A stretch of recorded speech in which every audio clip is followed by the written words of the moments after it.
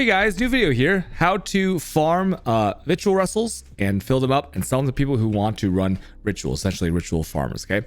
Yesterday on stream, we pretty much came to the conclusion that you're bleeding money on rituals until you drop a mirror, right? Which puts you way above, and then you start losing money. Then you find another mirror, you get it above.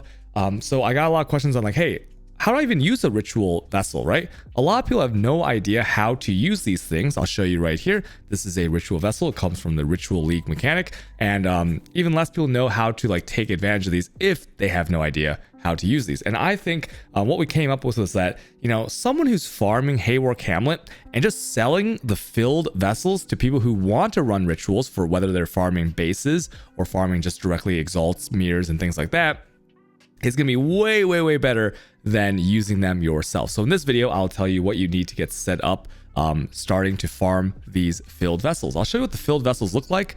Mine are right here. These are a couple you can see right here. These are filled. They're red means filled. If you go to the trade site here, see like these are the filled ones. The reason I'm showing them is on the trade site right now for you guys is to show that they are very expensive.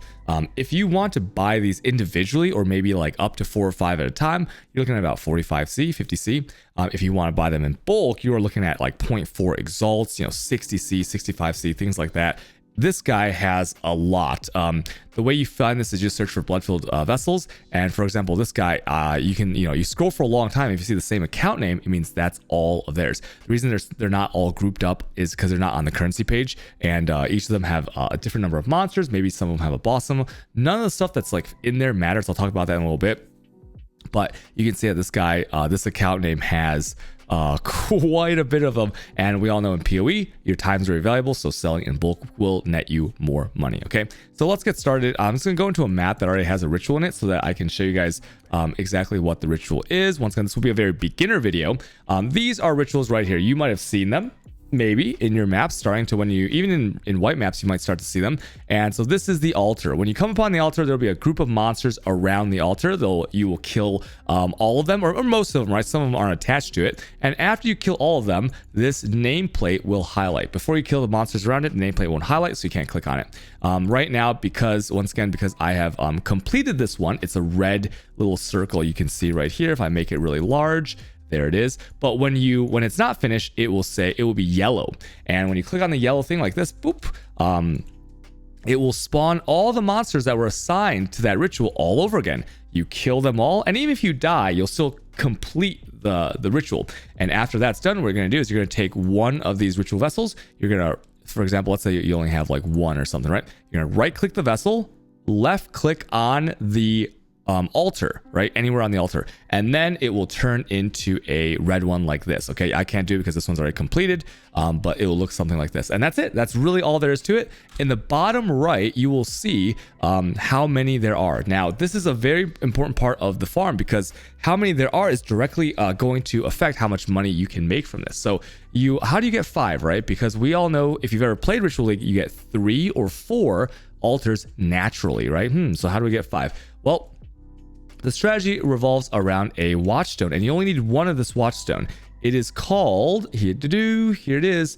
It is a platinum Haywark Hamlet watchstone. This is just the PoEDB website with the Haywark Hamlet zone here, platinum Haywark Hamlet watchstone. If you're ever looking at this site and you're looking for your own watchstones to run, let's say it's not related to this strategy, just go to PoEDB, and then if you look in the top right here in the address bar, just change that platinum to chromium or titanium. You can see all the other roles. Okay, this is for if you're farming something else, and just good to know. So the role that we're looking for is this one right here. It is called the Meticulous, right? So people always ask, what watchstones do you use in the Hamlet? And I always say, oh, all you really need is Meticulous. That's it. It's mandatory.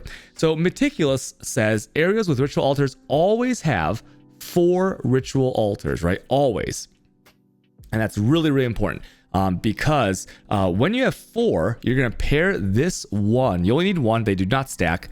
You're going to pair this with the middle Uncharted Realms node called Secret of the Stones. I'm pretty sure at this point, now that the meta is kind of figured out for the echoes and stuff, everyone takes this. There's no reason not to like ever not take this. Okay, I can't imagine a reason where like you would need so many points in other regions for farming that you wouldn't take this. This is like a mandatory 2-noder for for anyone running maps a lot of time, right? Because it just juices your watch zones up by 25%. And in PoE, you need to reach the next integer most of the time, unless it's like decimal with like tenths or hundredths or something like that. You need to reach the next integer to get the buff. So because we see on this website that it's always has 4 rituals, right? That's part of a watchstone. And then we see this node 25% increase effective watchstone modifiers. Wow. Well, 25% of 4 is, NA schooling, by the way. Let me think about this. It's 5, right? Because, okay, it's not 5. It's 1, but like 1 plus the 4 means you would get, a lot of people want my essences actually. I'll go into that in a little bit too.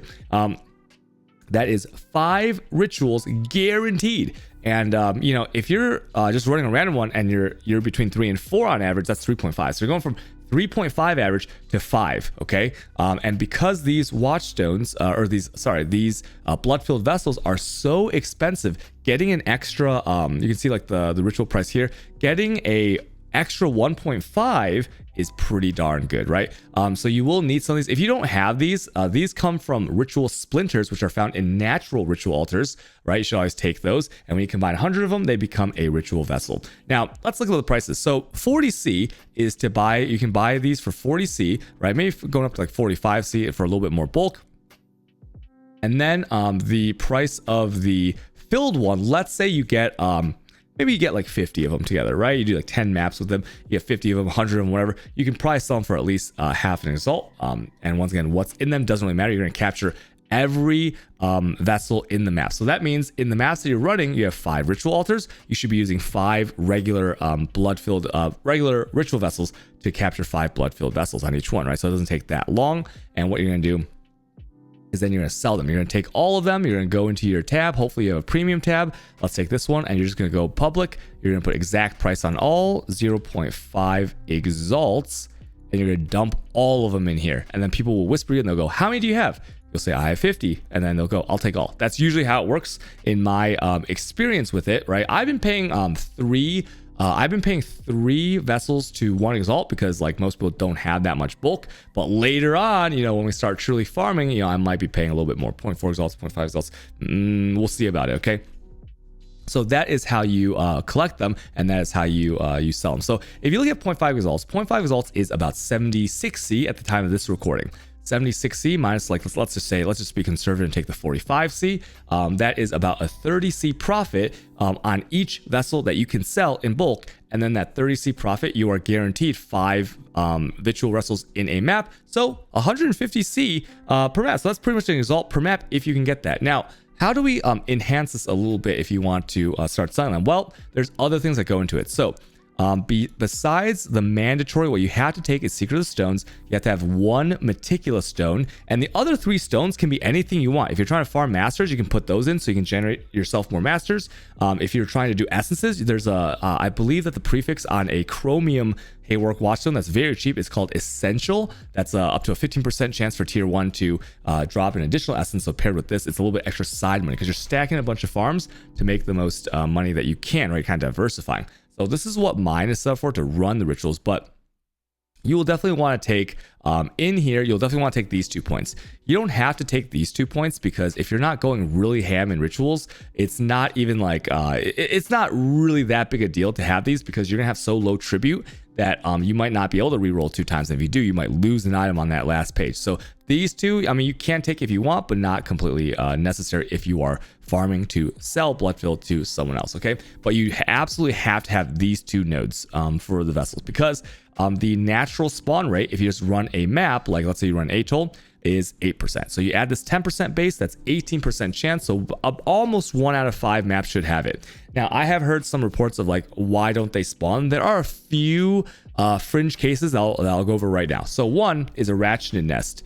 That map is horrible for rituals. You should never be running this to farm up the vessels because even if you put in a white map of this, like tier 16 unrolled, like scoured with no scarabs, like nothing, absolutely nothing, you just ouch and go it, or not even ouch and go, right? When a ritual spawns, it has a chance of generating 3, even if you have meticulous. No other map I've seen in this region does that. And it's because of the very narrow nature of it, where the rituals just can't spawn. If you listen to Chris's GDC talk, there are kind of spawn like points, spawn beacons spread out across any map where things such as like your Casties, your Breaches, your legions, your abysses, etc. These master missions, anything you can think of that requires a fixed spot, right? Like ultimatum encounter requires that zone to be blocked off. You'll never see a breach spawn like on top of like a stacked leak mechanic, right? You'll never see a breach directly on top of an abyss or on top of a Cassie, on top of a whatever else, right? You'll never see it, and that is because they have their fixed little spot in the map. Sometimes they can generate more spots, like a little outcropping and stuff, but for the most part, they have to have spawn spots. So a ratchet nest is really, really bad because sometimes it will just generate you 3 rituals instead of more, right? So don't run that. And the second case to be careful of is if you're adding too much to a map. So let's say on a map like Atoll, which has a pretty well-defined layout, right? Very, very rare to get any kind of outcroppings on Atoll. Let's say you put a Gilded Breach on there, a Gilded Harbinger, Gilded Abyss, or let's just say Winged. Let's just say Winged Scarab, so you get even more. So Winged Legion, so there's like 2 legions. Winged Breach, how much is that? 4 breaches? 5? I don't know. I don't even know. Winged Harbinger, so there's like a bunch of extra Harbingers, and Winged Abyss, so there's a bunch of abysses, right? Each of these mechanics will take up a spot on the map, and that could cut into either and this is theoretical, but I'm almost 100% sure that this is the case because of my testing with things like prophecies, even like prophecies that do not require a certain spawn location like a Tempest versus prophecies like rats and frogs that do, right, from juicing a lot in the past. So if you add too much to a map, it might not actually give you an 18% chance. It might be a lot lower because hard to find spawn points, if that makes sense. So I'll say for this, don't go like too ham on your maps, but if your results differ, just keep doing what gives you the best results. And I'm just saying, don't add too much crazy stuff that can spawn and take up locations in the map that you are choosing to run. And of course, larger maps are better if you want to add more because you want to farm more diversified content on top of this ritual farm, right? For example, I believe Grave Trough is in here, and Grave Trough is a new map, right? I'm going to try to find it for you guys so you guys know exactly which one I'm talking about right here. Grave Trough is a massive map. There's a lot of elevation, which makes it annoying, so most people don't want to run it, right? It's kind of annoying.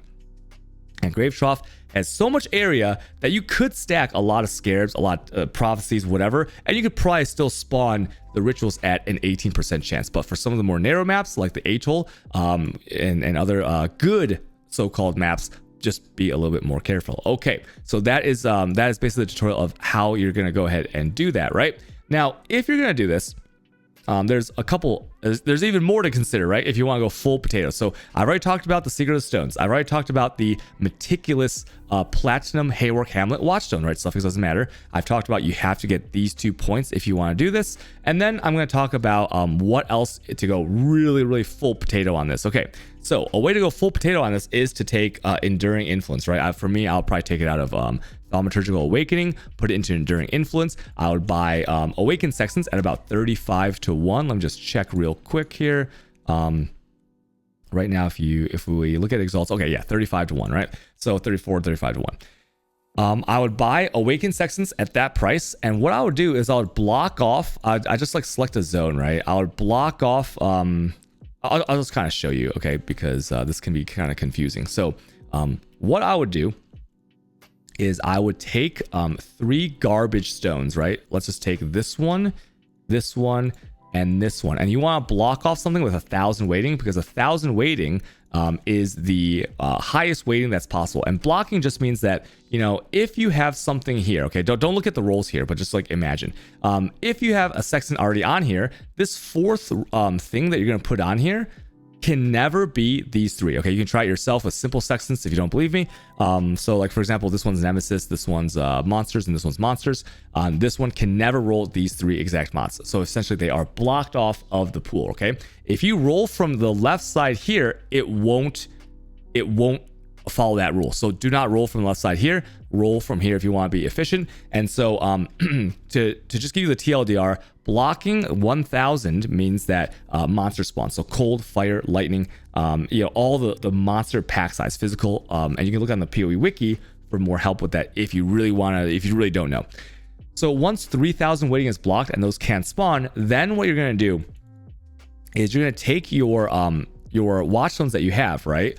Maybe you start with like the meticulous one right here that I have, and you put it in there. I'll just show you. I'll put it in here. And this one already has one on there. And you're going to take your sextants, your awaken, and you're going to spam it until you get area has ritual vessels, right? Area has ritual altars, right? Meaning that you're guaranteeing on the next 4 maps, remember, because we are taking the enduring influence node right here, right? That is 4 maps that are guaranteed the thing. Obviously, if you hit a good sextant, just take it out and then like use it with another one, right? And then just do the next one. And the reason you're doing it with these watchstones, right, that go in here is because if you get a good one, you take it out, you get it on the next one. What you're gonna do is you're gonna, once you get it, you're gonna take the one that you got, right, for the let's just imagine this is ritual altars, and you're just gonna put the other ones back in and roll them and then run for those maps. So 4 maps is 20 ritual altars, 20 of these ritual vessels turned into 20 blood fields. So you're looking at 20 times a 30C profit, right? That is what is 20 times 30C? 600C of profit right there. Pretty darn good, right? About 4 exalts, 1 exalt per thing. So that is that's pretty juicy right there. And then of course, think about, you're getting it in bulk, so you'll be able to eventually charge more and more as the league goes on, and less people are doing this. So that is what you'll do if you want to go full potato, but you absolutely don't need to do that. You could do something like, if I were going to farm it, I would obviously go here, I would go here, and then of course you're going to be getting whatever you get in the rituals, right? Because you get something good in there. And then I would probably do one meticulous platinum, and then I would go 3 essential tier 1 and take these 4 nodes. I'll take these 4 and these 2 to generate some jutes, right? That's what I would do.